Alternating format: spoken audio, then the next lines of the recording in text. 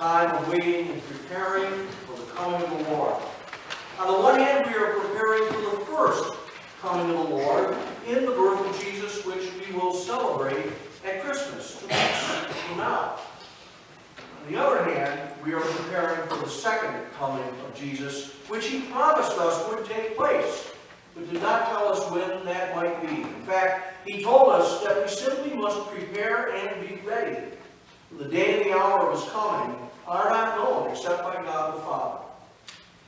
So, we are given an incomplete picture to deal with. In 2 weeks, we will celebrate Christmas, but we have absolutely no idea when the second coming will take place. It's just that we must prepare for it. Our readings today are meant to offer us hope, especially if we have been spending these last 2 weeks concerned with that day of judgment and have had in our minds the vision of Jesus with that winnowing fork in his hands, separating the wheat from the chaff and throwing that chaff into the unquenchable fire. In our Old Testament reading today, we hear God speaking through Isaiah, offering a vision of the future which is positively jubilant. It's a vision promising an abundance of life, new life erupting from unlikely places. The wilderness and the dry land shall be glad. The desert shall rejoice and blossom like the crocus. It shall blossom abundantly and rejoice with joy and singing. The glory of Lebanon shall be given to it, the majesty of Carmel and Sharon. They shall see the glory of the Lord, the majesty of our God. See this message. This is the message that brings good news to those who need it the most. The weak, the downtrodden, those who are poor in spirit, those who are about to give up, or maybe have already given up. Strengthen the weak hands, and make firm the feeble knees. Say to those who are of a fearful heart, be strong, fear not. Behold, your God will come with vengeance, with the recompense of God. He will come and save you. Now, this is a complex message.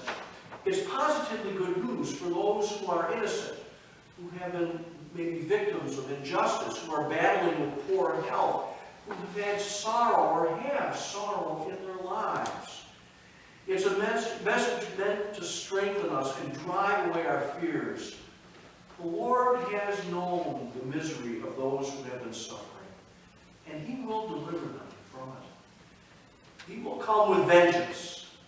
There will, after all, be judgment for the wicked. Make no mistake, there will be judgment.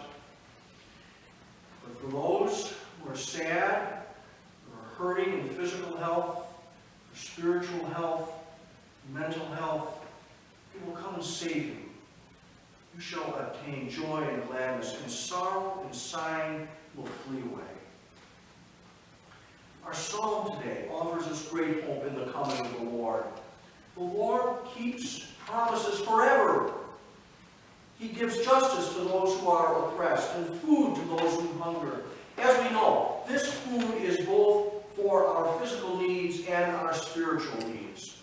Just as the Lord satisfied the needs of the Israelites in the desert by providing them manna, food for each day of that journey, the Lord provides food for those who are hungry through countless church programs that both feed the needy and help them to get on their feet so that they can live lives that are productive and meaningful.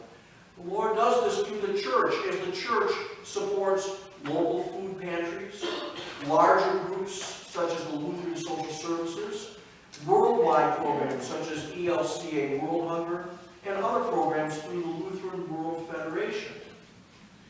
But we don't live by bread alone, but by the very Word of God. And this food comes to us in a wonderful abundance every time we read or hear Scripture, every time we worship God. It comes whenever we sing hymns and pray and hear preaching and receive communion. This is the food we need for our souls. As I said in my sermon, for the first Sunday of Advent, this is the best way that we can prepare for the Lord's coming, by attending services and receiving this nurturing, this nourishment that we need in the Word. Our psalm gives us further reason for hope and joy. The Lord opens up the eyes of the blind. Now we know that Jesus gave sight to the blind during his time on this earth. And in his second coming, he will wipe away all tears. And I promise you, this includes restoring full sight to those who have lost it in this life. The Lord lifts up those who are bowed down, both those who are bowed down physically, who are physically suffering, as well as those who are suffering in poor spirits. The Lord loves the righteous. The Lord cares for the stranger. The Lord sustains the orphan and the widow, but frustrates the way of the wicked. This is all good news. And yet, I know as well as you do that it can be hard sometimes to fully accept this message of good news. Why is that?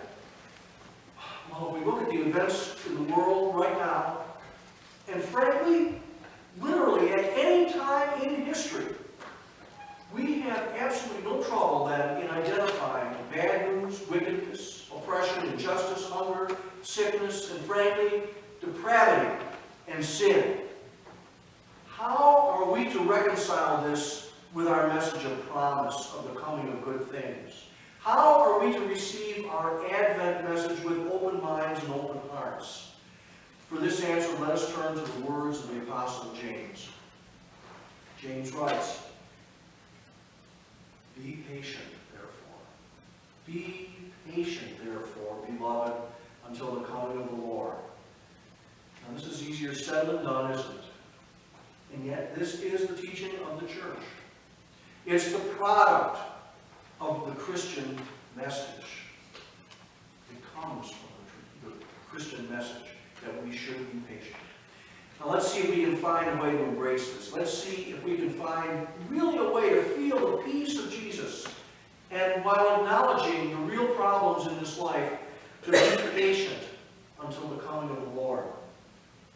Before I speak about how James wants us to think about patience, I want to offer as a backdrop the words of that great 19th century British preacher, Matthew Henry. You've heard me quote him from time to time. He says, "This Christian patience is not a mere yielding to the necessity as the moral patience taught by some philosophers was." So he's saying Christian patience is different from the way other people and philosophers, for instance, talk about patience, that you just kind of have to grit your teeth and bear it. You know, don't complain. Just be tough. Be patient. This is different. Why? He says, because it is a humble acquiescence in the wisdom and the will of God. He is saying that the wisdom and the will of God is far beyond what we can appreciate and understand.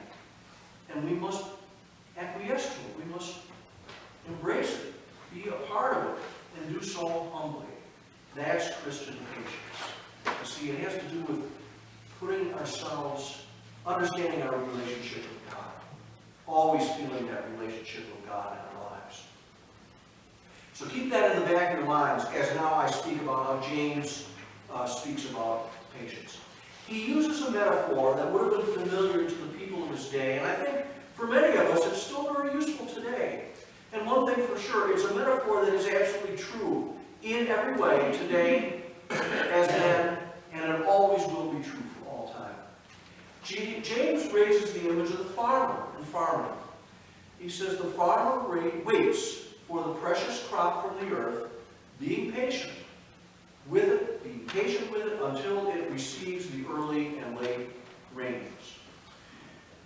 So like the farmer, we are to wait. The farmer in waiting does things that are necessary. The farmer prepares the earth for plowing. Next, the farmer plants the seeds. The farmer has to tend to those seeds. They will need water. They may need treatment to fend off pests. These are some of the things that are necessary and that the farmer can do. But beyond that, everything is left in God's hands, and the farmer must wait and wait with patience. We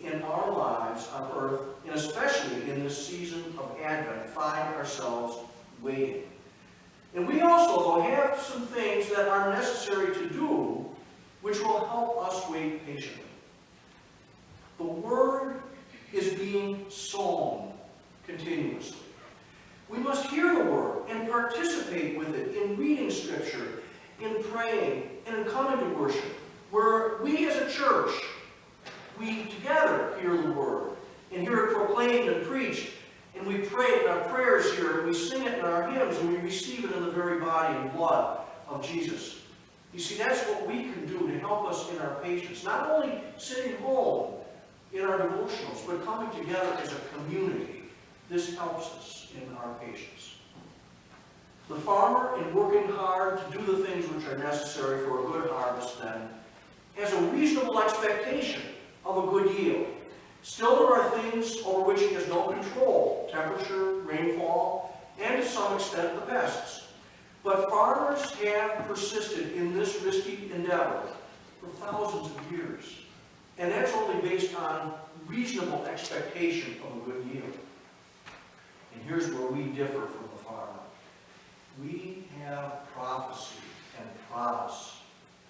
In spite of our knowledge of what seems to be an unending and ever-growing list of problems that people in this world face, both far away from us and right here in our parish and in our own lives, we have the sureness of the Word of God, which comes to us from the prophets and through the promises of Jesus.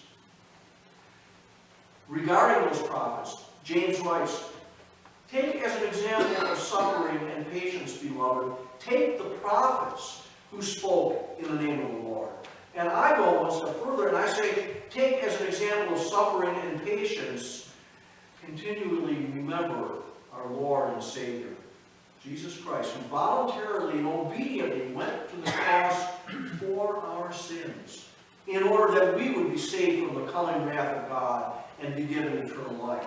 A life that will be entirely without any of the problems and sufferings that we face in this life today. Our message for this midway point in Advent, and frankly, it's really a message that for every day of our lives is spoken by God through Isaiah. Be strong. Do not fear.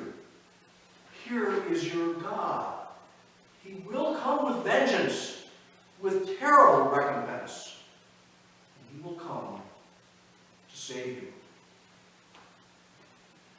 Our Lord Jesus has already come and died on the cross to save us.